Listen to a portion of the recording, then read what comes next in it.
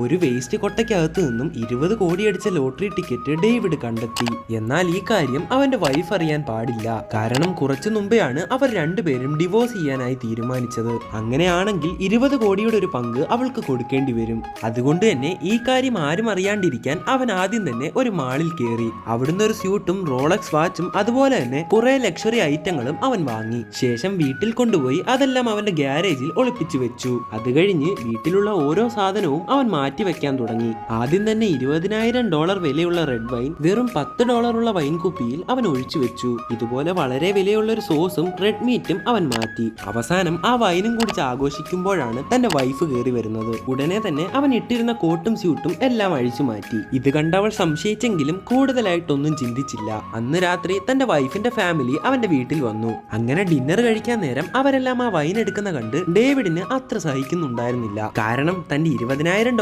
മുതലാണ് ആ പോകുന്നത്. എന്നാൽ അത് ടേസ്റ്റ് ചെയ്തവന്റെ വൈഫിന്റെ അച്ഛന് മനസ്സിലായി ഇത് സാധാ $10 വൈൻ അല്ല. അത് കേട്ടതും അവന്റെ വൈഫ് പറഞ്ഞു ഇതുപോലെ കുറെ വൈൻ ഇരിക്കുന്നുണ്ട്, അച്ഛന് വേണമെങ്കിൽ എടുത്തോളാം. എന്നാൽ അപ്പോഴാണ് ആ വ്യക്തി അവന്റെ കയ്യിലുള്ള റോളക്സ് വാച്ച് കണ്ടത്. ഉടൻ തന്നെ ഡേവിഡ് ഇതൊരു ഡ്യൂപ്ലി വാച്ചാണെന്ന് അയാളോട് പറഞ്ഞു. എന്നാൽ എനിക്കും ഇതേ വാച്ച് വാങ്ങി തരാൻ പറഞ്ഞ് അയാൾ ഒരു $10 കൊടുത്തു. മറ്റു വഴിയില്ലാതെ അവനും അത് വാങ്ങി.